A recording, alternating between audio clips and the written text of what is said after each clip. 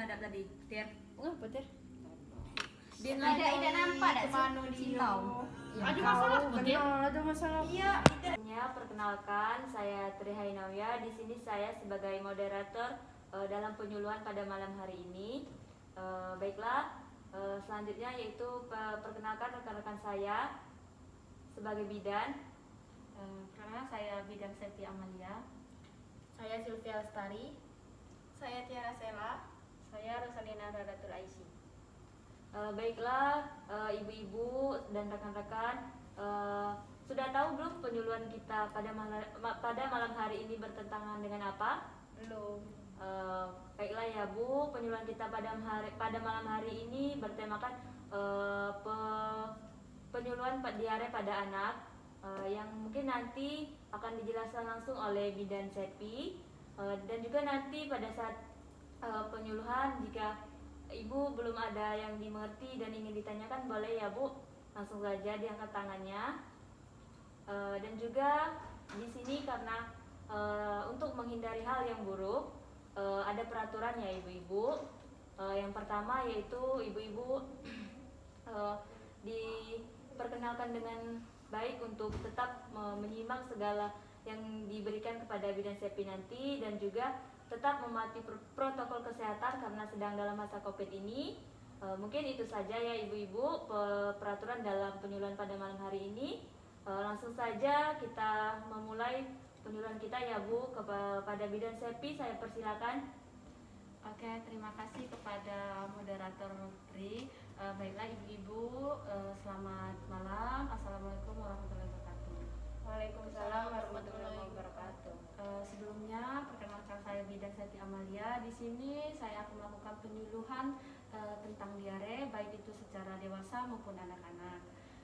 Mungkin di sini saya akan menjelaskan tentang yang pertama itu arti dari diare itu sendiri, yang kedua mekanisme diare, yang ketiga jenis-jenis diare, yang keempat gejala utama yang terjadi, setelah itu gejala yang sering terjadi sampai gejala serius. Selanjutnya yaitu penyebab dari diare itu sendiri.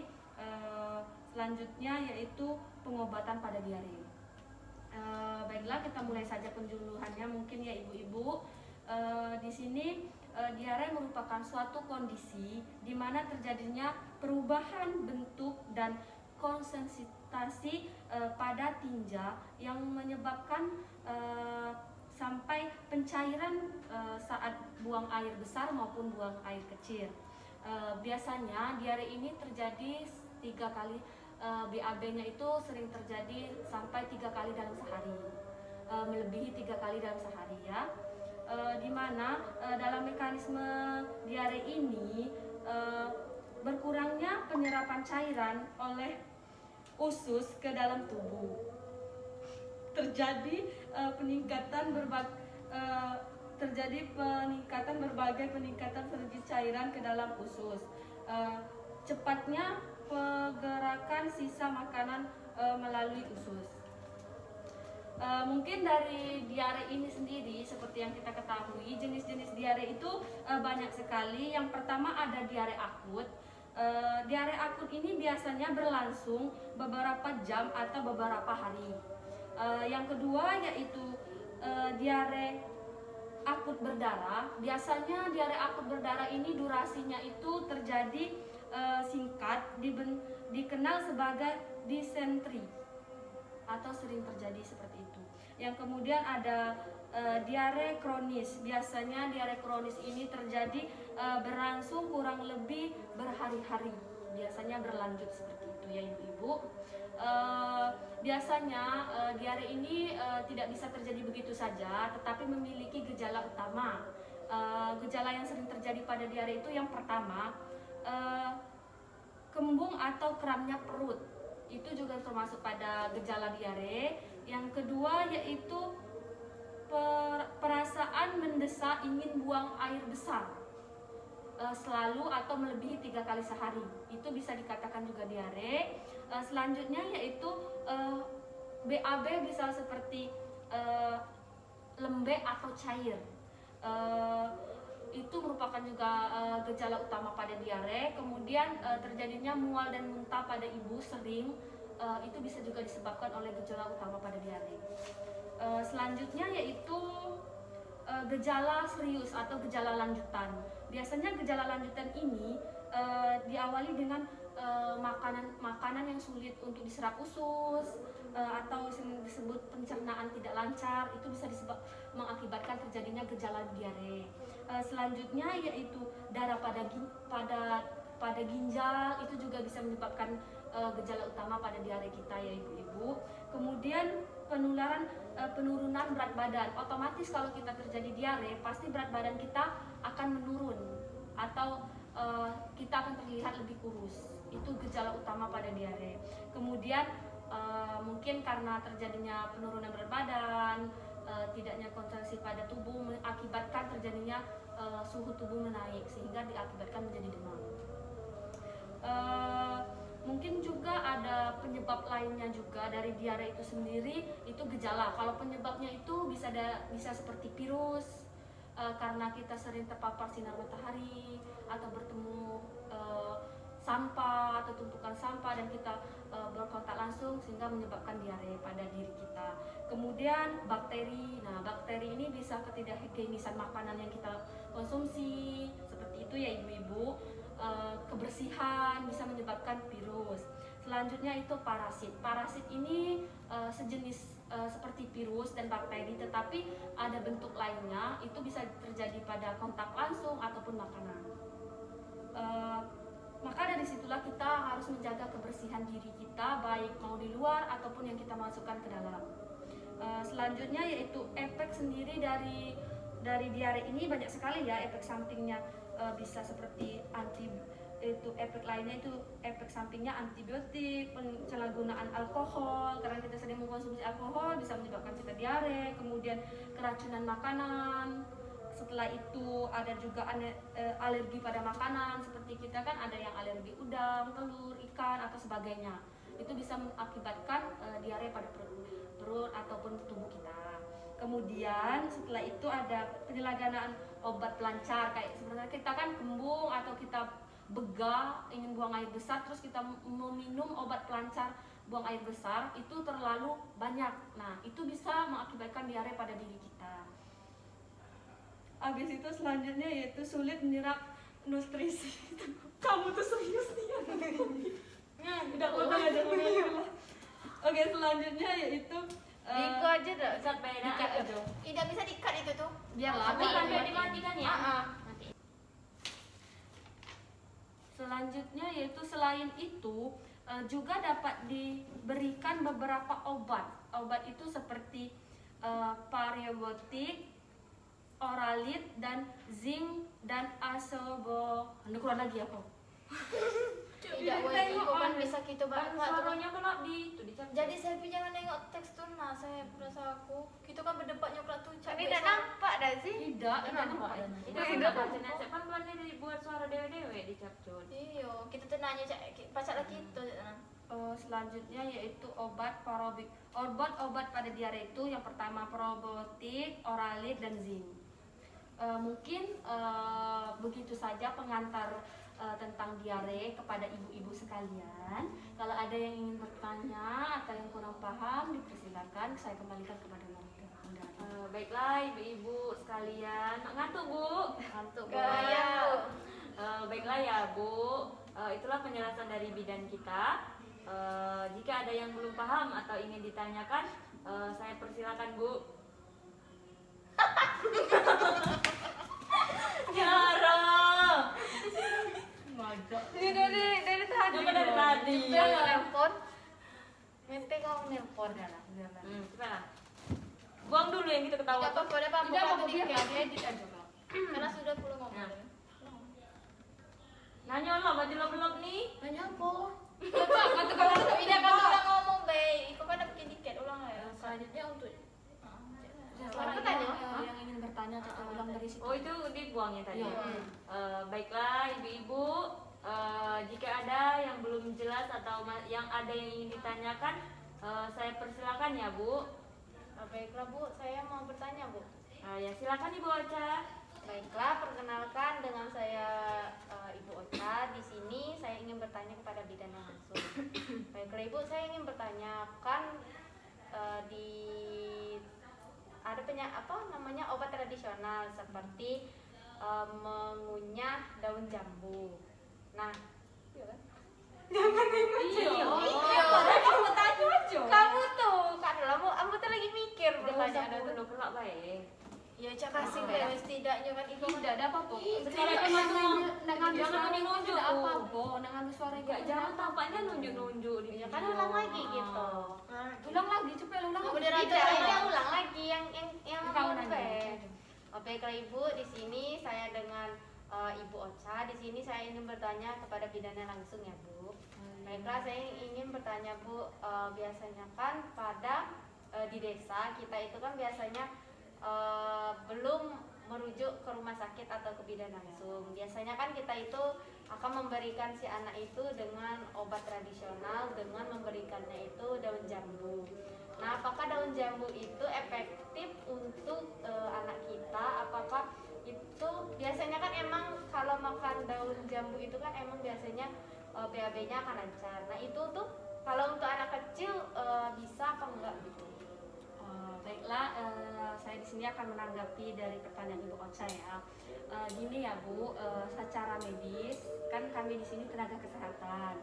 Berdasarkan pengalaman atau yang saya ketahui sebagai bidan, kalau saya secara pribadi lebih menyarankan untuk pengobatan yang memang jelas, jelas secara negara, karena di sini ada pertanggungjawaban. Kalau sesuatu seperti Ibu tanyakan daun itu kan belum ada penelitian yang membenarkan bahwa obat itu bisa mengobati diare. Bisa saja daun jambu yang Ibu bilang tadi itu tidak bisa mengobati, malah menambah penyakit. Jadi kalau saran saya sebagai bidan, lebih baik Ibu datang ke tenaga medis yang bersangkutan, yang memang tahu ataupun memang memiliki konsekuensi atau memiliki suatu pengetahuan tentang diare. Seperti kami kan bidan tenaga kesehatan itu kan Bu terjamin dari pemerintahan, sudah dilakukan penelitian lab, terjamin khasiat obatnya. Kalau menurut saya lebih baik ke bidan langsung ya Bu. Bukan saya tidak ingin menyarankan Ibu melakukan pengobatan tradisional, tetapi di sini kan di sana belum diteliti Bu apakah benar atau tidaknya. Begitu kalau menurut saya Bu. Mungkin dari Ibu ada yang ingin ditanyakan lagi Bu? Yang ngomong apa? Saya mau bertanya Bu, gimana kalau ada biaya Bu? Oh, baiklah Ibu Tiara ya. Kan Bu di sini pemerintahan itu sangat baik ya Bu sama masyarakatnya ataupun warganya. Kan di sini kita ada jam BPJS, ada itu untuk keluarga yang miskin, ada juga KIS, kartu sehat Indonesia Sehat. Nah, itu bisa jadi salah satu solusi. Ibu bisa ke RT terlebih dahulu, lalu datang ke itu puskesmas. Nah, baru nanti dikasihkan rujukan bahwa ibu memang tidak mampu. Nanti ditolong di sana Bu. Setiap kesehatan itu dari pemerintahan itu ada solusinya. Gimana Ibu? Apakah ada yang mau ditanyakan lagi? Bu, Ya, baiklah, silakan Bu Silvi. namun Jangan ketawa, jangan lari lagi. Nah, siap lah Bay. Nah, emang apa ya? langsung Bay. Kan ibu itu tanya tuh belum tentu orang tuh dapat galau kan kartu itu tapi betul Gimana sih Bu kayak gitu ngurus kartu itu tuh? kan belum tentu orang tuh dapat Bu, kan belum tentu semua orang tuh memiliki kartu-kartu yang Ibu sebutkan tadi. Nah, bagaimana kalau kita belum mengurus itu dan kita mau berobat menggunakan kartu-kartu itu kita belum punya Bu? Bagaimana tuh Bu? Baiklah gini ya Bu, sebenarnya kan kalau seandainya ya kan, ini kembali lagi ke pemerintahan desa. Biasanya ya Bu, bukan kami membela tenaga medis kesehatan ataupun dunia kesehatan. Itu kalau yang memang benar-benar tidak mampu, itu pasti dikasih kartu itu BPJS ataupun KIS, kartu Indonesia Sehat, yang secara umum itu gratis. Tetapi untuk solusinya mungkin sepengetahuan saya, Ibu bisa minta surat ketidakmampuan dari desa atau RT yang Ibu tinggali, lalu bisa dibawa ke puskesmas, kemudian dibawa ke rumah sakit. Nanti insya Allah dilayani oleh pihak rumah sakit yang dari pemerintahan. Mungkin Ibu ada yang mau ditanyakan lagi? Kira-kira berapa menit?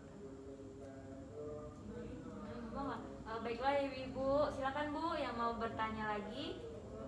Ya, Ibu Ocha. Baiklah Ibu, di sini saya akan bertanya lagi Bu.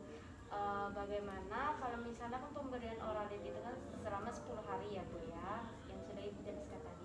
Nah bagaimana misalnya anak saya itu udah sembuh mencretnya atau diarenya. Nah tetapi belum 10 hari, apakah obatnya itu masih diminum, apakah sudah diberhentikan Bu? Begini ya Bu, sepengetahuan saya, tenaga medis kesehatan ya, untuk pemberian obat itu diminum apabila terjadi diare atau mencret pada anak ibu ya. Nah itu diminum Bu, tapi apabila sudah sembuh, stop obatnya. Iya Bu? Iya Ca, 10 hari itu jarak. Kalau 10 harinya belum sembuh, berhenti itu rujuk. Kata bidan Jangan itu tadi kita kok itu waktu itu kencang mencari kemarin. Kamu dengar Tidak, soalnya dari yang Bunda Elsa jelaskan kemarin itu Tidak ya. Iko Soalnya- pokoknya harus 10 hari, tidak nyola berhenti juga harus sampai 10 hari ya. Tapi dari bidan yang PPT bidan Bunda biasa tuh Bunda tidak kemarin. caca itu kayaknya kalau lah berhenti tidak usah diminum lagi katanya. Untuk apa kayaknya? Siapa tahu dia tuh Cak ngulang lagi Berhenti Cak itu sejenak. nah berhenti sejenak kan. Ya udah berarti yang mau jelasin lanjut lah. Ca. Iya, Iko kok icak-icak baik ya. Iya. Gitu itu. Udah ada. Tidak apa kita ngomong biasa lah itu kan tadi itu. Kamu yang sih kok di depannya udah tahu. Berhentikanlah dulu. kecil. Berhentikan dulu. Itu kan sampai tugas soalnya. Tidak itu tuh enggak. Bu, di sini saya ingin bertanya lagi, Bu.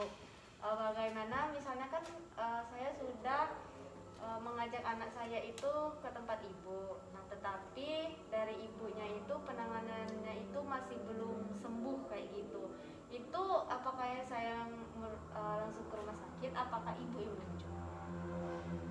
Baiklah Ibu, di sini kita memiliki sistem ya Bu dalam kesehatan ya. Kan dari awal itu kan ke rumah bidan.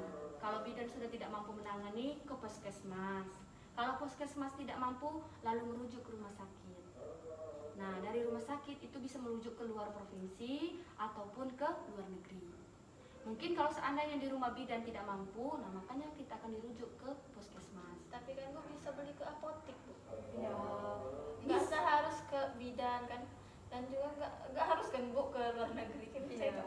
kan itu kan saya menjelaskan sistem. Kan Ibu Ocha tadi bertanya, kalau seandainya saya tidak sembuh di rumah bidan, apakah saya langsung ke rumah sakit? Itu nggak bisa. Harus melewati puskesmas dulu. Ibu harus mengambil surat di puskesmas. Baru Ibu bisa melanting ke rumah sakit. Setelah Ibu bisa pergi ke rumah sakit ya Bu ya. Saya sudah emosi Bu ya, baru bisa kayak Jangan gitu. mulai emosi. Dari rumah sakit kota, Ibu bisa ke itu luar kota. Dari luar kota, Ibu bisa ke ibu kota. Dari ibu kota, Ibu bisa ke luar negeri. Tapi kan Jadi Bu ikut serasa semua aku tidak proses. full dah Bu. Tidak ke luar negeri kan. Ya kalau sudah akut bisa terjadi. Tapi kalau tidak akut ya tidak apa-apa Bu. Kayak gitu. Bagaimana kalau misalnya kami itu langsung membeli obatnya, Bu? Nggak usah saya itu langsung ke bidan gitu. Kayak mana itu? Tidak apa-apa, itu kan tergantung pada diri kalian lagi. Kan kalian mau ngasih obat tradisional juga bisa. Tetapi di sini kami sebagai dari pemerintahan itu kan ada bidan desa. Nah, kalau memang sudah tidak ada masalah, dari obat yang kalian minum itu tidak sembuh, kalian bisa melapor ke bidan. Kalian tidak bisa langsung ke rumah sakit nanti. Kayak gitu sistemnya, Bu. Kalaupun seandainya kalian sudah sampai di rumah sakit, pasti disuruh kembali. Ambil dulu surat rujukan dari puskesmas dan bidan. Itu sudah pasti Bu, itu sistem kesehatan yang ada. Mungkin dari ibu-ibu awam kan tidak tahu begitu kan. Di sini saya menjelaskan. Nah, gitu. Ada yang mau ditanyakan lagi, Bu? Gimana kalau nggak ada bidan Bu? Di setiap desa iya, Bu. pasti belum tentu ada bidan. Misalnya kan Bu. kita ini sedang di pelosok gitu, Bu. Misalnya di Papua, bidan itu jauh. Yang mana? Kano tuh Bu. Baik, gini Bu, saya mau jawab ya Bu. Sekarang sudah ada program pemerintahan, ada bidan desa, ada bidan PTT, ada bidan kiriman. Jadi tidak mungkin setiap desa itu pasti ada satu bidan, pasti tidak akan mungkin tidak ada. Sekarang programnya sudah ada Bu. Lalu untuk apa bidan banyak? Sekarang sudah ada. Ya silakan Bu. Kalau bidannya sombong Bu. Itu Ibu bisa melaporkan ke pihak yang berwajib, nanti dikeluarkan kode etika dari kebidanan, dan kami yang dari bidan tinggi bisa menegur, lalu bisa juga memberikan surat peringatan dan memecat bidan yang bersangkutan jika dia melanggar kode etika, yaitu profesi dari kebidanan.